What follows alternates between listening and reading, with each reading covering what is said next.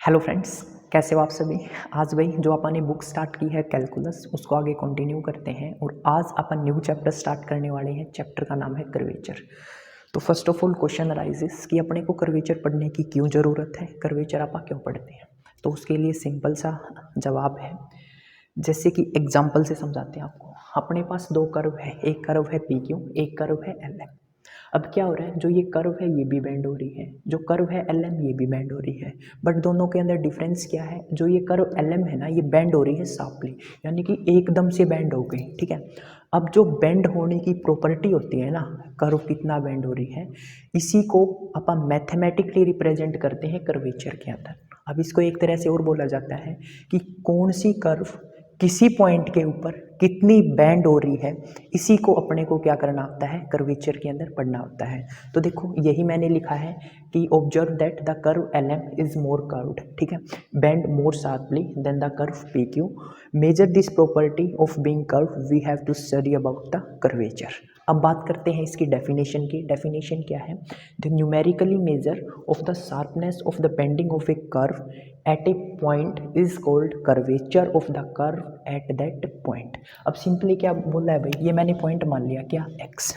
ठीक है, इस पॉइंट के ऊपर कर्व कितनी बैंड हो रही है, ठीक है, इस पॉइंट के ऊपर कर्व कितनी बैंड हो रही है, इसी को आप क्या बोलते हैं, कर्वेचर ऑफ दिस कर्व। एक बार फिर से सुन लो, जैसे ये एक्स पॉइंट ले लिया, इस एक्स पॉइंट के ऊपर जो ये कर्व है ये कितनी बैंड हो रही है, इसी को आप क्या बोलते हैं, curvature of that curve at that point. जैसे कि इसके ऊपर आपने कोई भी पॉइंट ले लिया, जेड पॉइंट ले लिया, इस जेड पॉइंट के ऊपर भाई जो ये कर्व है ये कितना बैंड हो रही है, इसी को क्या बोलेंगे, curvature of the curve at that point, यानी कि पॉइंट क्या है, जेड है। ठीक है, उसके बाद नेक्स्ट टॉपिक आता है भाई अपने पास eccentric equation of the curve. तो यहाँ पर जनरली रिलेशन होता है इसेंट्रिक इक्वेशन के अंदर। रिलेशन क्या होता है भाई, यहाँ पर अपने पास इक्वेशन एस और चाई के अंदर होती है। ठीक है, इसको क्या लिखते हैं भाई, ये मैं लिख देता हूँ, एक बार लिख लेना। ये अपने पास होता है चाई। ठीक है, क्या बोलते हैं इसको, चाई बोलते हैं। तो जो इक्वेशन एस और चाई के अंदर होती है उसको क्या बोलते हैं अपन, उसको बोलते हैं eccentric equation of the curve. तो सबसे पहले ये मैंने डायग्राम बनाया है, इसको मैं एक बार फिर से बना देता हूँ ये समझाने के लिए, ध्यान से देखना। ये मेरे पास कोई कर्व है भाई, ठीक है, ये मेरे पास कोई कर्व है, ये मैं टेंजेंट बना देता हूँ, ये मैंने टेंजेंट बना दी। ठीक है, ये पी पॉइंट है, ए कोई आप फिक्स पॉइंट ले लेते हैं, ये अपन ने क्या मान लिया, फिक्स पॉइंट। ये यहाँ पर टच कर रही है, ये अपनी एक्स एक्सिस होगी, और ये क्या है, एंगल बना रही है चाई। ठीक है, जो टेंजेंट एंगल बना रही है एक्स एक्सिस के साथ उसको क्या बोल देंगे, चाई बोल देंगे। और जो ए से पी तक का डिस्टेंस है इसको एस से डिनोट कर देंगे। ठीक है, तो यही जो मैंने अभी बताया यही इंग्लिश में लिखना होता है, डेफिनेशन यही हो जाएगी। इसको एपी को बोला जाता है आर्क लेंथ। ठीक है, आपने पढ़ा होगा क्या, आर्क लेंथ। ये एंगल बना रही है साई, क्या एंगल बना रही है, जो टेंजेंट है ये क्या एंगल बना रही है, चाई। और जो एस और चाई के बीच में, एस और चाई के बीच में अपने पास जो इक्वेशन होती है उसी को क्या बोलते हैं भैया, आप इसेंट्रिक इक्वेशन बोलते हैं। यही मैंने लिखा है, if S denotes the length of the curve, if s denotes the length of the curve measured from some fixed point a at a variable point p। तो जो a से p का डिस्टेंस है वो आपने क्या मान लिया, s, और इसी को इसने क्या बोल दिया, आर्क लेंथ। ठीक है, लेंथ ऑफ आर्क, ये आप लोगों को नजर आ रहा होगा, लेंथ ऑफ आर्क। ठीक है, अब आगे क्या है, एंड चाई, ये रफ हो गया, एंड चाई is the angle between the tangent at point P and A, then the relation between S and chi is known as the eccentric equation of the curve। ठीक है, जो एंगल है S क्या होगी, arc length होगी, chi क्या हो गया, एंगल हो गया, और इन दोनों के बीच में जो रिलेशन होता है, यानी कि equation between S and psi is known as intrinsic equation of the curve. तो सिंपल सी बात यहाँ से क्या निकल के आई, जो एस और चाई के बीच में इक्वेशन होती है उसको क्या बोलते हैं, इसेंट्रिक इक्वेशन बोलते हैं। एक बार साथ बोल दो भाई, जो एस और चाई के बीच में इक्वेशन होती है उसको क्या बोलते हैं, इसेंट्रिक इक्वेशन बोलते हैं। एस क्या होता है, आर्क लेंथ होता है, और अपने पास जो चाई होता है वो क्या होता है भाई, अपने पास जो एक्स एक्सिस के साथ एंगल बनता है या ए पॉइंट के ऊपर जो एंगल बनता है उसी को क्या बोलते हैं, चाई बोलते हैं। तो इसका स्क्रीनशॉट लेना चाहो ले सकते हो, मैं साइड हो जाता हूँ।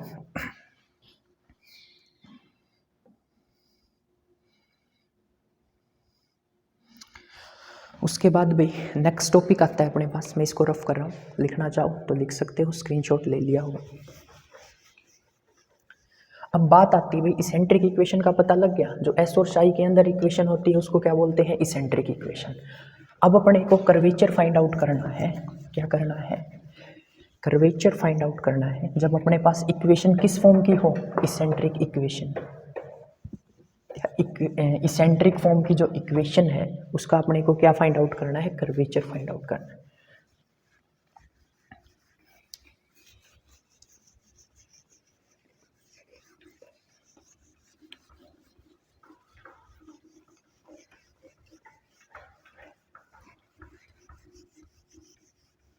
एडिंग डालो भाई, टू फाइंड द रेडियस, लिख लो भाई, टू फाइंड द कर्वेचर लिख लो, to find the curvature, to find the curvature मैं लिख देता हूँ, to find the curvature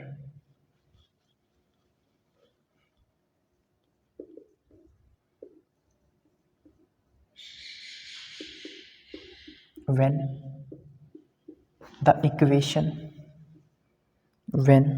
the equation of the curve, when the equation of the curve is in eccentric form। इसको पूरा लिख लेना, eccentric form। अब सबसे पहले बात आती है भाई eccentric form कौन सी होती है, ये तो अपने को पता लग गया। जो इक्वेशन अपने पास एस और चाई के अंदर गिवन होगी उसको क्या बोलेंगे, इसेंट्रिक इक्वेशन बोलेंगे। तो अब अपने पास क्वेश्चन आता है कि अपने को क्या करना है, radius of curvature find out करना है। ठीक है, तो इसको कंटिन्यू करते हैं आगे।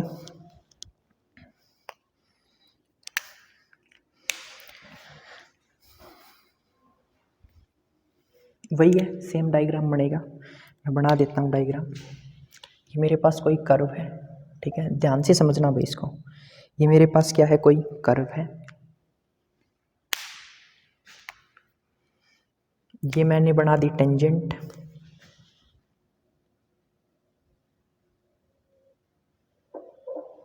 ये मेरे पास फिक्स पॉइंट है ए, सेम टू सेम वैसे ही चीज़ें हैं।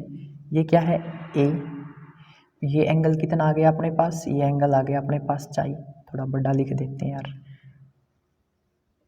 ठीक है, ये एंगल क्या आ गया, चाई आ गया।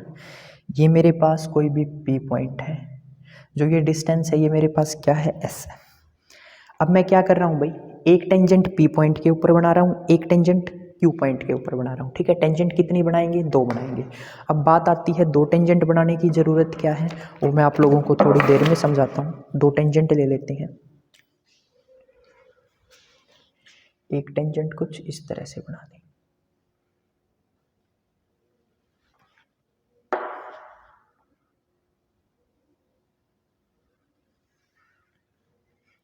ठीक है, ये मेरे पास क्यू पॉइंट हो गया, ये क्या हो गया, क्यू पॉइंट। अब जो ये डिस्टेंस है ये मेरे पास क्या है, एस है, तो इस डिस्टेंस को मैं कितना मान लेता हूँ, डी एस मान लेता हूँ। ठीक है, ये एंगल चाई है, इस एंगल को ओमेगा प्लस डी चाई, स्मॉल चेंज।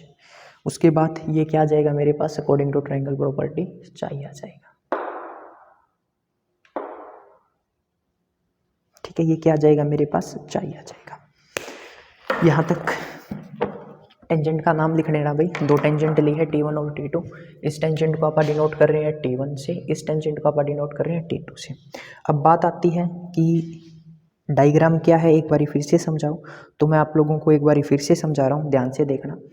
ये मेरे पास क्या है, एक्स एक्सिस है, ए बी मेरे, ये मेरे पास बी ए कोई भी कर्व है। ठीक है, ये मेरे पास क्या है, पी पॉइंट, टेंजेंट है T1, क्यू पॉइंट के ऊपर टच कर रही है, टेंजेंट है Q2। ये एंगल बना रहा है साई, इसके अंदर स्मॉल चेंज होगा कितना, साई, चाई प्लस, मैं साई बोल रहा हूँ भाई, ये चाई है, ठीक है, चाई प्लस डी चाई, और ये मेरे पास क्या है, चाई है।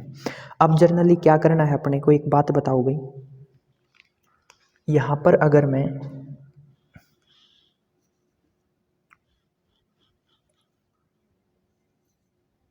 Delta psi by delta S लेता हूँ, ठीक है। Delta psi by delta S लेता हूँ तो ये बता दो ये किस चीज़ को रिप्रेजेंट करता है। ठीक है, delta psi by delta S किसको रिप्रेजेंट करता है? जैसा आप लोग पहले पढ़ के आए हो, क्या आप लोग पढ़ के आए हो कि डी बाई डी टी, अगर मैं लिखता हूँ डी बाई डी टी, ये किसको डिनोट करता है भाई? ये डिनोट करता है रेट ऑफ चेंज को, रेट ऑफ चेंज को। ठीक है, अगर मैं लिख देता हूँ D x by D T, ये क्या होता है भाई? Rate of change of X with respect to T, यही होता है ना, rate of change of X with respect to T. तो ये क्या डिनोट करता है भाई? ये डिनोट करता है सेम टू सेम वही बातें हैं, rate of change of, rate of change of psi with respect to S. किसको डिनोट करता है भाई? रेट ऑफ चेंज को क्या करता है? डिनोट करता है। अब आप क्या मान के चलते हैं? लिमिट मान लेते हैं। मैं नीचे वाला रफ कर रहा हूँ भाई, लिखना चाहो लिख सकते हो, ये मैंने कैसे लिखा, ये जनरली रेट ऑफ चेंज को डिनोट करता है। तो अब मैं क्या मान लेता हूँ भाई? इफ जो मेरे पास डेल्टा एस है वो टेंडिंग टू क्या है? जीरो है। डेल्टा एस मेरे पास क्या है? टेंडिंग टू जीरो है, तो लिमिट के फॉर्म में लिखते हैं इसको, limit delta S tending to zero, delta psi by delta S, ये किसके इक्वल हो जाएगा भाई? ये हो जाएगा D psi by D S, D psi by D S, ये किसके इक्वल हो जाएगा? D psi by D S. ठीक है, इसी को आप क्या बोलते हैं? D psi by D S को, इसी को ही आप कर्वेचर बोलते हैं। क्या बोलते हैं? कर्वेचर बोलते हैं। ठीक है, क्या बोलते हैं? कर्वेचर बोलते हैं। तो सिंपल सी बात निकल के आई है भाई, देखो आप लोगों को इक्वेशन मिलेगी एस और चाई के अंदर। ठीक है, इक्वेशन क्या मिलेगी? एस और चाई के अंदर। तो जो इक्वेशन है ना उसको क्या कर दो? डिफरेंशिएट कर दो, यानी कि चाई को डिफरेंशिएट कर दो विद रिस्पेक्ट टू एस। और यहाँ पर भाई एक साइन होता है अपने पास, इस तरह से होता है ये। ठीक है, क्या होता है? कप्पा, गोलगप्पा। ठीक है, उसका कप्पा याद रख लो, इसको क्या बोलते हैं? कप्पा बोलते हैं। क्या बोलते हैं? कप्पा बोलते हैं। और इसी को क्या बोला जाता है भाई? इसी को कर्वेचर बोला जाता है। जो ये साइन है ये जनरली किसको रिप्रेजेंट करता है? इसी को क्या बोलते हैं? कर्वेचर बोलते हैं। ठीक है, तो कप्पा किसको रिप्रेजेंट करता है? कप्पा जनरली रिप्रेजेंट करता है कर्वेचर को। किसको रिप्रेजेंट करता है? कर्वेचर को। जब अपने पास इसेंट्रिक इक्वेशन होती है उसको क्या करते हैं? डिफरेंशिएट करते हैं साई को विद रिस्पेक्ट टू एस, और ऐसा करने से अपने को क्या मिल जाता है? कर्वेचर मिल जाता है। ठीक है, इसके बाद नेक्स्ट टॉपिक है भाई रेडियस ऑफ कर्वेचर। ठीक है, क्या टॉपिक है? Radius of curvature. तो मैं यहीं पर बता रहा हूँ रेडियस ऑफ कर्वेचर क्या होता है, लिख देते हैं आप लोगों के लिए। रेडियस ऑफ कर्वेचर,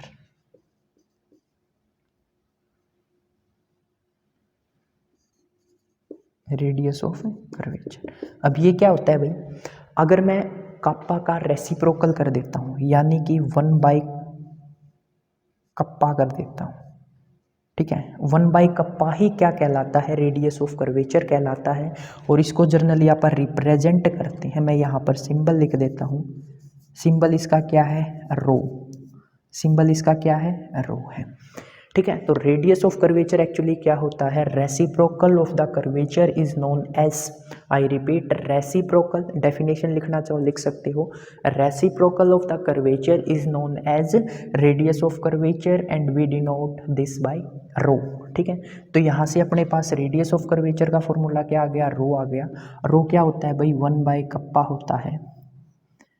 और इसके लिए आप क्या करें भाई? इसके लिए आप लिख सकते हैं डी एस बाई डी चाई, राइट।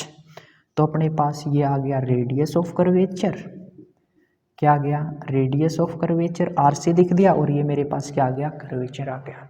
तो यहाँ से जो दो फॉर्मूले निकल के आते हैं वो यही आते हैं कि कर्वेचर और रेडियस ऑफ कर्वेचर दोनों के अंदर डिफरेंस क्या होता है। कर्वेचर क्या होता है भाई? कोई भी कर्व एक पॉइंट के ऊपर कितना बैंड होती है, इसको मैथमेटिकली रिप्रेजेंट करने के लिए जो आप प्रॉपर्टी लेते हैं उसको क्या बोलते हैं? कर्वेचर बोलते हैं। कर्वेचर को रिप्रेजेंट किया जाता है कप्पा से। ठीक है।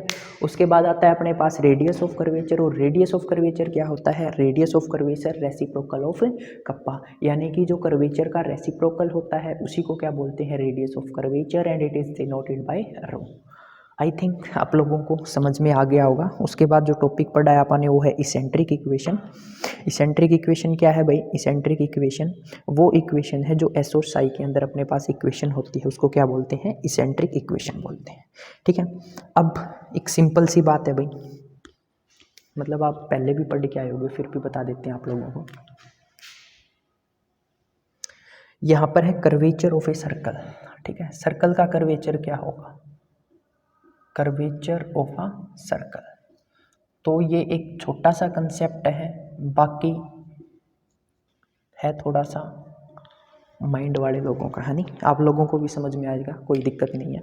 जनरली करते क्या है भाई, ये मैंने एक सर्कल बना दिया, ठीक है। ये सर्कल बनाने के बाद ये फिक्स पॉइंट ले लेते हैं, ये मेरे पास क्या हो गया, रेडियस, एक मेरे पास रेडियस क्या हो गया, ये हो गया, ठीक है। इसके ऊपर भी दो टेंजेंट बनती है, ये टेंजेंट T1, ये टेंजेंट T2। एडजस्ट कर लेना यार थोड़ी बहुत।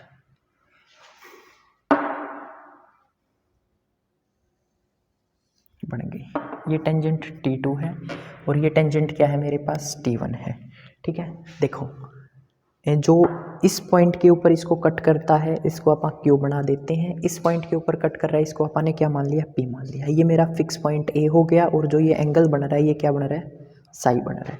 आप लोगों को क्या करना है, रिलेशन फाइंड आउट करना है, ठीक है। ये साई है तो ये भी कितना होगा, चाई होगा, ये चाई, ये भी कितना होगा, चाई होगा। और P से Q को अपन आर्क लेंथ मान लेते हैं, इसको डिनोट करते हैं जनरली S से।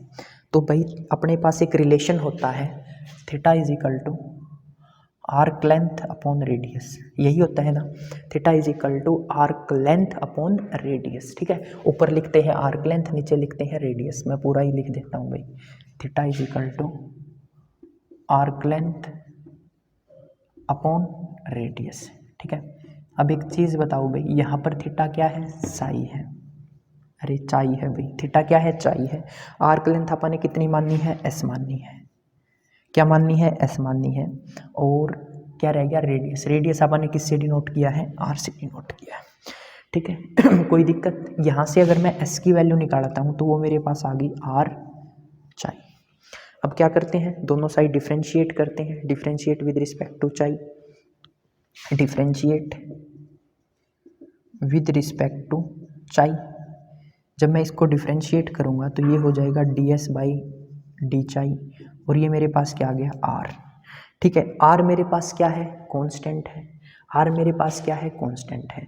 तो देखो रेडियस जो मेरे पास कर्वेचर है, या ऐसे बोल सकते हो जो रेडियस ऑफ कर्वेचर है वो आ गया डी एस बाई डी चाई, वो क्या आ गया, आर आ गया। तो अब कर्वेचर क्या होगा भाई, इसका कर्वेचर जस्ट इसका जो अपने पास ये अपने पास क्या आया है, डी एस बाई डी चाई क्या होता है, रेडियस ऑफ कर्वेचर, और रेडियस ऑफ कर्वेचर का उल्टा कर देते हैं तो मेरे पास क्या आ जाएगा भाई, कर्वेचर आ जाएगा, क्या आ जाएगा, कर्वेचर आ जाएगा। वो क्या आएगा, D psi by D S, यानी कि 1/r। ये मेरे पास क्या आ जाएगा भाई, ये मेरे पास आ जाएगा कर्वेचर, और कर्वेचर क्या है, कांस्टेंट है।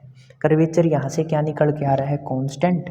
तो आप बोल सकते हैं कि जो कर्वेचर ऑफ सर्कल है या रेडियस ऑफ सर्कल है वो क्या होगा, कांस्टेंट होगा। आर क्या है मेरे पास, कोई भी कांस्टेंट क्वांटिटी है ना, तो जब ये क्वांटिटी क्या आ जाती है, कांस्टेंट आ जाती है, तो जो कर्वेचर है वो भी क्या आ गया, कांस्टेंट आ गया।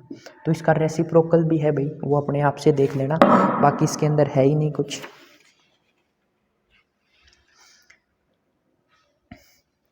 तो इसको एक लाइन में भी लिखा जा सकता है, वो मैं बता देता हूँ। अगर मेरे पास से radius of curvature, curvature radius of curvature नहीं, इसको ऐसे बोल सकते हो, अगर मेरे पास जो कर्वेचर है वो कांस्टेंट आ जाता है तो उसको क्या बोल देंगे भाई, सर्कल बोलेंगे। यानी कि if A curve with constant curvature is always a circle, A curve with constant curvature, A curve with constant curvature is always a circle, ठीक है। अगर किसी भी कर्व का जो कर्वेचर है वो कांस्टेंट आ जाता है तो ऑलवेज क्या बनेगा, सर्कल ही बनेगा। इसका रेसिप्रोकल भी है, वो आप अपने अकॉर्डिंग कर लेना, बाकी इसके अंदर कुछ है नहीं, ठीक है। तो यहाँ पर कोई दिक्कत किसी को अगर है तो कमेंट बॉक्स में पूछ सकता है। उसके अलावा भाई इंस्टाग्राम आईडी बता रहा हूँ आप लोगों को, इंस्टाग्राम आईडी है क्रिएटिव स्टडी AK। और भाई मैसेज करके ये मत सोचना कि जल्दी ही रिप्लाई आ जाएगा, एक्चुअली बहुत मैसेज आते हैं, तो आई थिंक थोड़ा बहुत टाइम लग जाए, तो पेशेंस बना के रखना, बट डाउट क्लियर करे जाएंगे, ठीक है। तो ये इंस्टाग्राम आईडी है, इसके ऊपर मैसेज कर सकते हो। उसके अलावा अगर आप लोगों को PDF नोट्स चाहिए तो उसके लिए मैं ग्रुप बता रहा हूँ, PCM/AK। ये स्मॉल लेटर्स में क्या करना है, आप लोगों को सर्च करना है, तो आप लोग कहाँ पहुँच जाओगे, आप लोग टेलीग्राम के अंदर एक चैनल है क्रिएटिव स्टडी AK के नाम से, वहाँ पहुँच जाओगे और आप लोगों को वहाँ पर सारे PDF नोट्स मिल जाएंगे, फाइल्स में जाके चेक कर लेना, ठीक है। अब अपने पास नेक्स्ट आता है भाई radius of curvature of Cartesian equation, ठीक है। इसको कंटिन्यू करते हैं अब आगे, मैं रफ कर लेता हूँ इतने।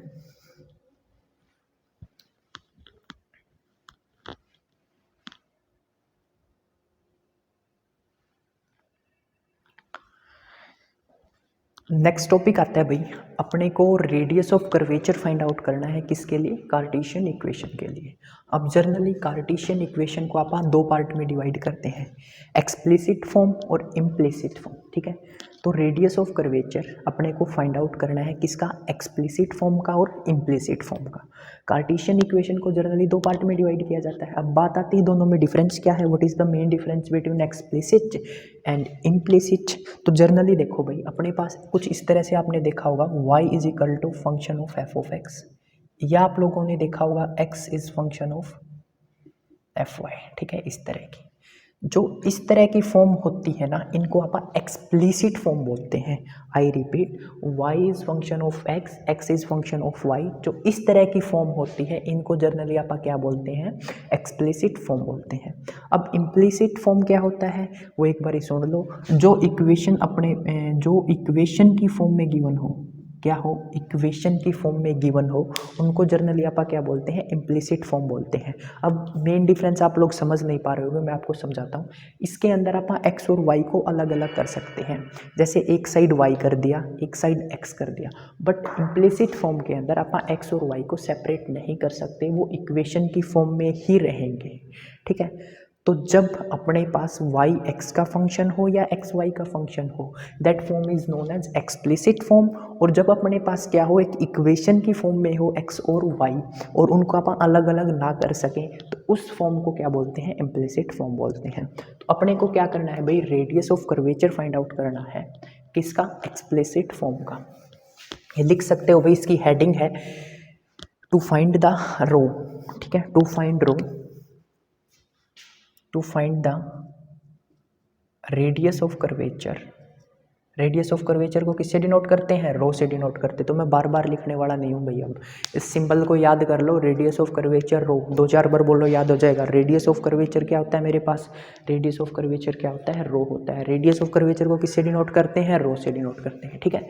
To find the radius of curvature, to find the radius of curvature when the equation of the, मैं बोल रहा हूँ भाई ये हेडिंग लिख लो, to find the radius of curvature when the given equation is in explicit form.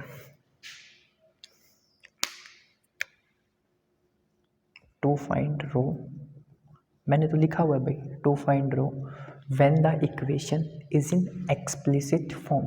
अब explicit form कौन सी लेके चल रहे हैं भाई, y is function of x, पहले इसका करते हैं, ठीक है। अब इसके लिए वही सिंपल सी बात, ट्राइंगल बना के सॉल्व करेंगे। ट्राइंगल बनाते हैं, सबसे पहले देखो ट्राइंगल कैसे बनाते थे भाई, यहाँ पर आप कर्व लेते थे, कर्व के बाद क्या होता था अपने पास, एक टेंजेंट बनाते थे, ठीक है। ये मैंने क्या बना दी, टेंजेंट बना दी, ठीक है यार, ये एडजस्ट कर लेना अपने अकॉर्डिंग। ये एंगल क्या होता था भाई, ये एंगल अपने पास साई होता था। ये मेरे पास क्या थी, एक्स एक्सिस, इसको मैं डिनोट कर रहा हूँ dx से। ये मेरे पास क्या है, वाई एक्सिस, एक सेकेंड रुको,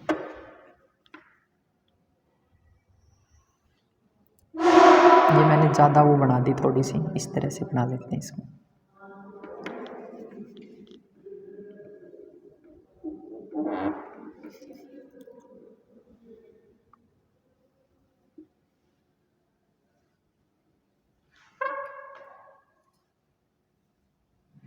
ठीक है, ये मेरे पास कोई भी क्या है, कर्व है इस तरह से।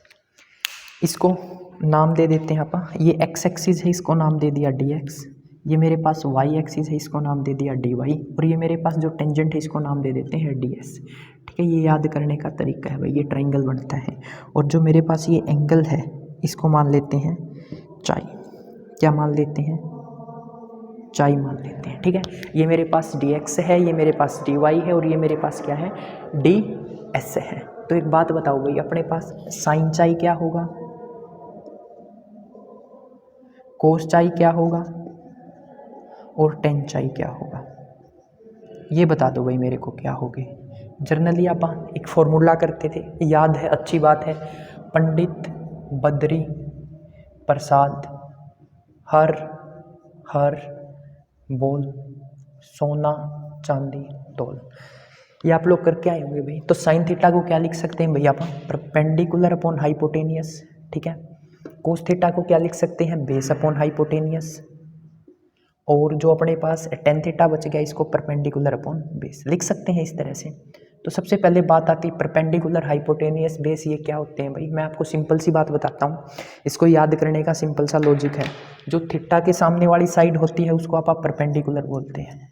याद कर लो भाई, थीटा के सामने वाली साइड परपेंडिकुलर होती है, 90 के सामने वाली साइड होती है, इसको हाइपोटेनियस बोलते हैं। और जो बच गया वो बेस है। ठीक है, वो बच गया क्या है? बेस है। अगर ये थीटा यहाँ मान के चलो वहाँ होता, तो थीटा के सामने वाली परपेंडिकुलर होती, ये क्या बन जाती? हाइपोटेनियस। और ये मतलब मैं बोल रहा हूँ ऐसे करना, जो थीटा होता है इसके सामने हमेशा परपेंडिकुलर बनती है। 90 के सामने हमेशा क्या होगा? बेस होगा। 90 के सामने हमेशा हाइपोटेनियस हो गया, और जो बच गया वो क्या है? बेस है। अगर ये वाला थीटा होता, थीटा के सामने वाली परपेंडिकुलर, ये क्या बन जाता? बेस बन जाता। तो थीटा के अकॉर्डिंग चीज़ें वेरी करती हैं, बट 90 के सामने वाली साइड हमेशा हाइपोटेनियस होती है। तो साइन चाई की वैल्यू यहाँ से क्या आ जाएगी भाई? साइन होता है परपेंडिकुलर अपॉन हाइपोटेनियस, तो मैं इसको लिख सकता हूँ D Y by D S. ठीक है, तो साइन चाई की वैल्यू क्या होगी? D Y by D s. Similarly cos की बताओ भाई, कोस की कहोगे d s by D x by D s. और आप लोगों से टेन चाई की वैल्यू पूछी जाती है, तो आप लोग कहोगे परपेंडिकुलर, परपेंडिकुलर क्या है? D Y upon D S. ठीक है, बेस लिखते हैं भाई, अपॉन बेस आता है, तो बेस क्या है? डी एक्स है। कोई दिक्कत? अब एक चीज़ बताओ भाई, मेरे पास जो टेन चाई है, उसकी वैल्यू क्या आ गई? D Y by D x आ गई। ठीक है, अब अगर मैं यहाँ पर चाई की वैल्यू निकालता हूँ, किसकी वैल्यू निकालता हूँ? चाई की वैल्यू निकालता हूँ, तो क्या आ जाएगी? Tan inverse d Y by D x आ जाएगी। क्या आ जाएगी? Tan inverse d Y by D x आ गई। अब एक चीज़ बताता हूँ, आप लोग पढ़ के आए होंगे, जो आप क्या करते हैं, जो आप डिफ्रेंशिएशन करते हैं। अगर मैं लिखता हूँ D Y by D X, इसका मतलब होता है फर्स्ट डिफ्रेंशिएशन। इसको जर्नली आप एफ डैश से भी डिनोट करते हैं, इसको जर्नली डी वन से भी डिनोट किया जाता है, और इसको वाई वन से भी डिनोट किया जाता है। वाई वन का फर्स्ट डिफ्रेंशिएशन होता है, वाई टू का मतलब सेकेंड डिफ्रेंशिएशन होता है। तो अपने पास क्या है? D Y by D X है। क्या है? D Y by D X है। तो इसको क्या लिख सकते हैं भाई? अपने पास जो चाई होगा, चाई की वैल्यू आ गई मेरे पास टेन इनवर्स वाई वन। क्या वैल्यू आ गई? Tan inverse Y one. यहाँ तक किसी को दिक्कत भाई अगर है तो कमेंट बॉक्स में पूछ सकता है। जनरली मैंने क्या किया है भाई, D Y by D X को रिप्लेस कर दिया। ये अपने को पता है ना, D Y by D X क्या होता है? D Y by D X अपने पास होता है वाई वन। ठीक है, ये मैंने क्या कर दिया, just D Y by D X की जगह वाई वन रख दिया। ठीक है, यहाँ तक किसी को कोई दिक्कत? अब मैं इसको रफ करने वाला हूँ, इस डायग्राम को बना लेना।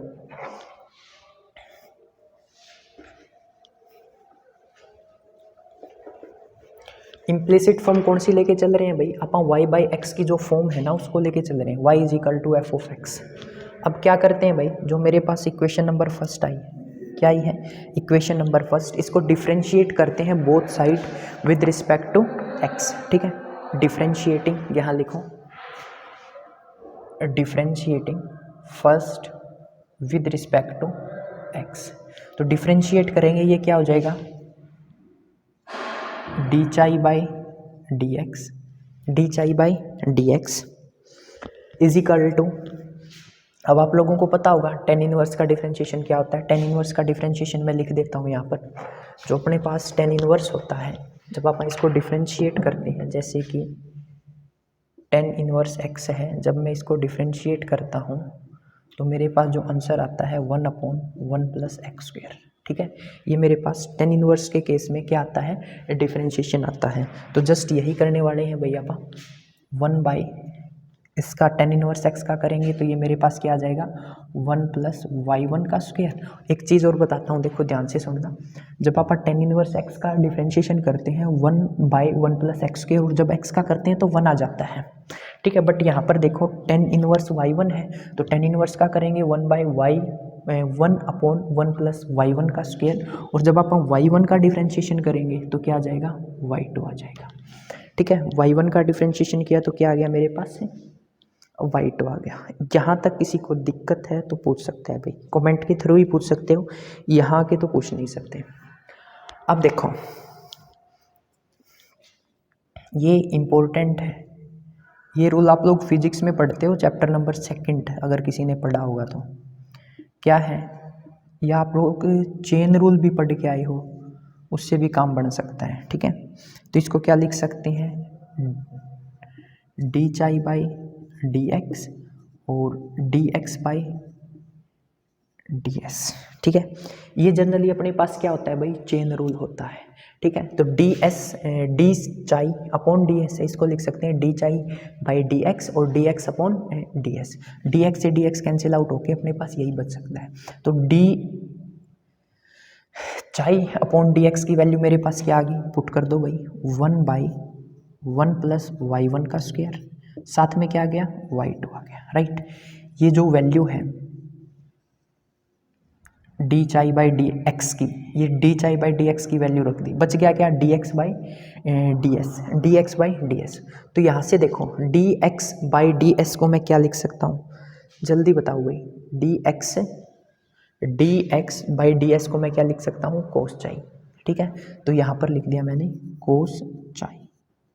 जो D x by D S है इसकी जगह मैंने क्या लिख दिया कोस चाई लिख दिया। किसी को कोई दिक्कत? उसके बाद देखो भाई, अब कोस चाई को सोल्व करते हैं। कोस चाई को क्या लिख सकते हैं भाई, कौन मतलब कमेंट बॉक्स में बताना, बाद में देखेंगे। ठीक है, अभी तो बता नहीं सकते। कोस चाई मेरे पास क्या होता है, मैं इसको यहाँ साइड में सोल्व कर रहा हूँ। मेरे पास जो कोस चाई है इसको मैं लिख सकता हूँ 1/सेकेंड चाई, लिखा जा सकता है 1/सेकेंड चाई। अब सेकेंड चाई को अपने पास एक फॉर्मूला होता है, क्या 3 फॉर्मूले होते हैं जनरली, उनमें से एक है 1 plus tan square theta is equal to secant square theta. अगर मैं यहाँ से सेकेंड स्क्वायर थीटा की वैल्यू निकालता हूँ या सेकेंड थीटा की वैल्यू निकालता हूँ, वो आएगी under the root of 1 plus tan square theta. Just मैंने क्या किया, सेकेंड की जगह ये वैल्यू रिप्लेस कर दी 1 by under the root 1 plus tan square theta.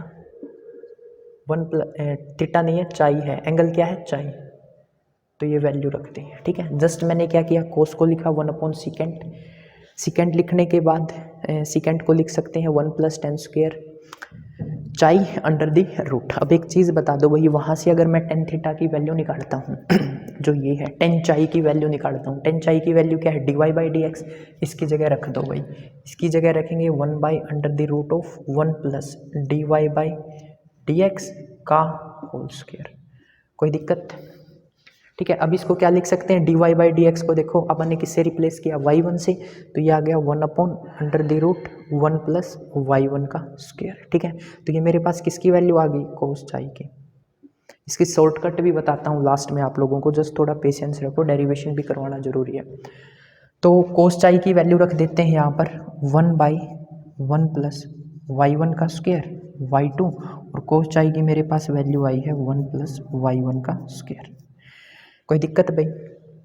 इस साइड क्या चल रहा है अपने पास, इस साइड चल रहा है D psi by D S, D psi by D S. ठीक है, लिख लो भाई, तुम भी साथ साथ लिखते रहना। ठीक है, कोई डाउट हो तो पूछ सकते हो, कोई दिक्कत नहीं है, मत सोचना वीडियो चल रही है तो कोई प्रॉब्लम है, नो प्रॉब्लम, पूछ सकते हो, कोई दिक्कत आती है तो। अब इसको सोल्व करो भाई, एलसीएम लो। एलसीएम देखो, इसको मैं ऐसे लिख सकता हूँ कि पावर 1/2 और इसकी पावर क्या है 1। जब बेस सेम हो तो पावर क्या हो जाती है ऐड, तो D psi by D S की मेरे पास वैल्यू क्या आ गई भाई, ये आ गई y2 अपॉन में 1 प्लस y1 का स्क्वायर की पावर 3/2। इसको सोल्व करोगे 1 + 1/2 क्या बन जाएगा, 3/2 बन जाएगा। D psi by D S ये मेरे पास क्या होता है भाई, D psi by D S मेरे पास क्या होता है, कौन बताएगा।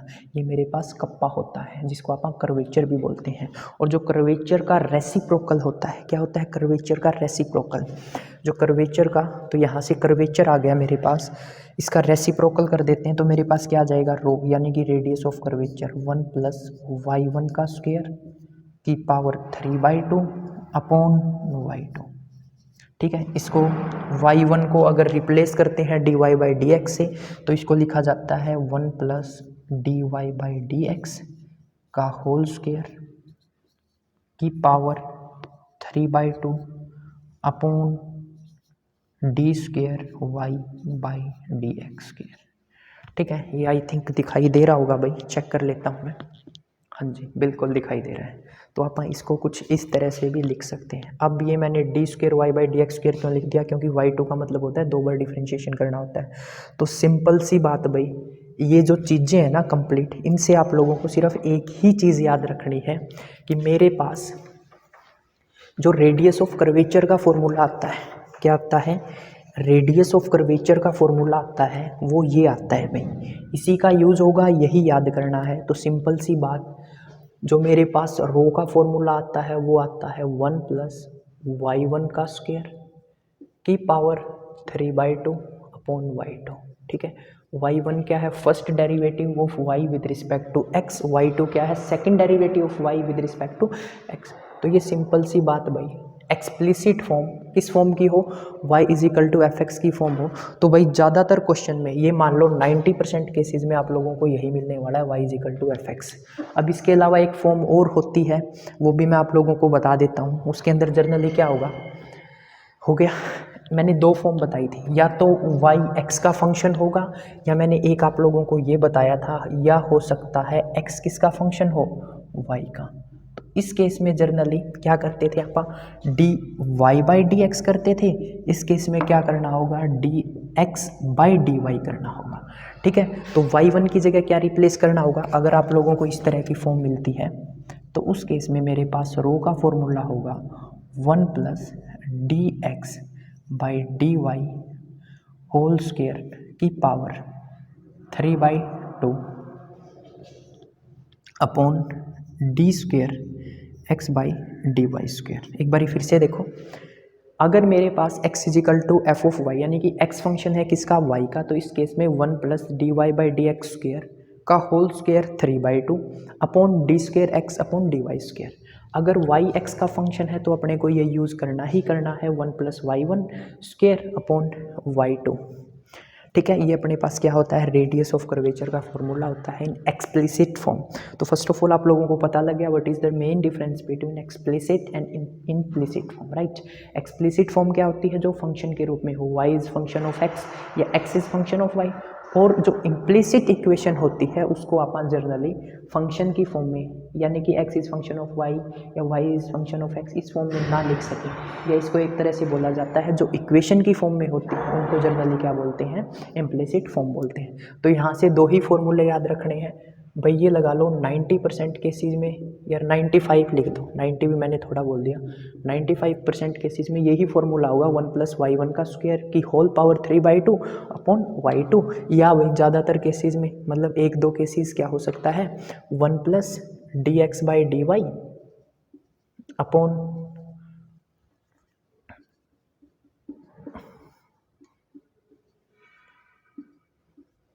या ये वाला फॉर्मूला यूज होगा। तो सिंपल सी बात है भाई, एक्सप्लिसिट फॉर्म के अंदर to find the radius of curvature when the equation is given in explicit form, तो in that case you have to just remember the only formula is this. Okay, यही formula है जो आप लोगों को क्या करना है, याद करना है। ठीक है, ये जो डेरिवेशन है ये पेपर में नहीं पूछे जाते, वही डायरेक्ट क्वेश्चन आते हैं किससे, फॉर्मूले से। तो जस्ट बेसिक सा आइडिया है, क्योंकि ये साइन साई कोस साई टेन साई ये आगे भी यूज होगी जब आप लोग क्वेश्चन करोगे ना, तो ये ट्राइंगल भी नहीं भूलनी है। ट्राइंगल क्या है याद करने का तरीका भी बता देता हूँ। ट्राइंगल आपने कुछ इस तरह से बनाई थी ना, ये एक्स एक्सिस है तो डी एक्स मान लिया, ये वाई एक्सिस है इसको डी वाई मान लिया, और ये लेंथ कितनी है डी एस, और इस एंगल को क्या मान लिया, चाई मान लिया। इस ट्राइंगल को याद रखना, this is the one of the most important triangle that is used in the upcoming questions, right. The only thing is that you have to remember that triangle and the formula for radius of curvature when the equation is given in explicit form, right। अब अपने पास next जो question है वो आता है। Question क्या है भाई, एक फॉर्म और है इम्प्लिसिट फॉर्म, तो यहाँ पर मैं डेरिवेशन नहीं करवाने वाला, यहाँ पर जर्नली बता देता हूँ। पार्शियल डिफरेंशिएशन का यूज़ करेंगे भैया अपन, ठीक है। पार्शियल डिफरेंशिएशन का यूज़ क्यों करते हैं, जैसे कि y is function of x, और यहाँ पर क्या आते हैं अपने पास, एक से ज़्यादा फंक्शन आ जाते हैं एक्स वाई, ठीक है। एक फंक्शन होता है डिफरेंशिएशन का यूज़ करते हैं, एक से ज़्यादा फंक्शन आ गए पार्शियल डिफरेंशिएशन का यूज़ करेंगे। बेसिक सा डिफरेंस यही है, डिपेंडेंट और इंडिपेंडेंट बोला जाता है इनको बट सिंपली आप लोग याद रख सकते हो, अगर मेरे पास क्या हो, एक y is equal to F X हो, ये एक ही फंक्शन हो, तो इस केस में क्या करते हैं डिफरेंशिएशन का यूज, और ये एक से ज़्यादा फंक्शन आ जाए तो in that case we can use the concept of partial differentiation. एक को कांस्टेंट मान लेंगे, दूसरा वेरिएबल की तरह काम करेगा, और इसको कांस्टेंट मान लेंगे तो ये वेरिएबल की तरह काम करेगा, ठीक है। तो दोनों एक दूसरे के ऊपर क्या करते हैं, डिपेंड करते हैं। तो in that case you have to just remember the formula. वो फॉर्मूला मैं आपको बता देता हूँ है क्या। यहाँ पर कुछ नोटेशन भी आएगी जो आपको याद करनी पड़ेगी, और वो मैं बता भी दूंगा आप लोगों को, राइट। ठीक है, डेरिवेशन करने की कोई ज़रूरत नहीं है भाई, वहाँ पर सिंबल यूज होंगे उनको मैं डायरेक्ट बता दूंगा, ठीक है। जो अपने पास रो होता है उसके लिए जो फॉर्मूला है वो है f x square plus f Y square की power 3/2 upon f double x f Y square minus 2 f x y f x f y plus f double y और एफ एक्स स्क्वायर, ठीक है। ये formula है भाई जो आप लोगों को याद रखना है। अब बात आती है एफ एक्स क्या है, एफ वाई क्या है, एफ डबल एक्स क्या है, एफ डबल वाई क्या है, एफ एक्स वाई क्या है। तो उसके लिए मैं आप लोगों को बता देता हूँ। अगर आप लोगों को एफ एक्स मिलता है तो इसका मतलब है करली एफ बाई करली एक्स, यानी कि जो फंक्शन है उसका पार्शियल डिफरेंशिएशन करना है विद रिस्पेक्ट टू एक्स। अगर आप लोगों को एफ वाई मिलता है तो जो फंक्शन है उसका पार्शियल डिफरेंशिएशन करना है विद रिस्पेक्ट टू वाई। अगर आप लोगों को मिलता है एफ डबल एक्स, ठीक है, इसका मतलब है दो बारी, यानी कि डबल पार्शियल डिफरेंशिएशन करना है एक्स का, एफ का विद रिस्पेक्ट टू एक्स, और एफ डबल वाई है तो इसका मतलब है F square F upon F Y square, यानी कि एफ का दो बारी क्या करना है, पार्शियल डिफरेंशिएशन करना है विद रिस्पेक्ट टू वाई, और यहाँ पर एफ एक्स वाई लिख दिया जाता है। इसका मतलब है करली स्क्वायर एफ करली एक्स करली वाई, ठीक है। इसका मतलब होता है ये। तो ये जो सिंबल यूज़ हुए हैं वो ये है, और आप लोगों को जस्ट ये इम्प्लिसिट फॉर्म के अंदर आप लोगों को ये फॉर्मूला है वो याद करना होता है, ठीक है। क्वेश्चन यहाँ से जो बनता है वो बनता है एक्सप्लिसिट फॉर्म से, that is the formula for radius of curvature 1 + y1 का स्क्वायर की होल पावर 3/2 अपॉन y2, ठीक है। तो ये है अपने पास रेडियस ऑफ कर्वेचर का formula for explicit form, and formula for radius of curvature for implicit form is this. तो आप लोगों को ये क्या करना है, याद कर लेना है। तो ये सिंबल है जो यहाँ पर क्या होते हैं, यूज़ होते हैं। उसके बाद भाई नेक्स्ट टॉपिक आता है अपने पास, ये मैं आप लोगों को नेक्स्ट वीडियो में करवाने वाला हूँ। नेक्स्ट वीडियो के अंदर जो टॉपिक बचते हैं वो प्लस अपन एग्जांपल्स करेंगे, ठीक है। Thanks for watching creative study के, और भाई जल्द ही नेक्स्ट वीडियो में मिलते हैं। और यार चैनल को सब्सक्राइब और वीडियो को लाइक करना ना भूलें।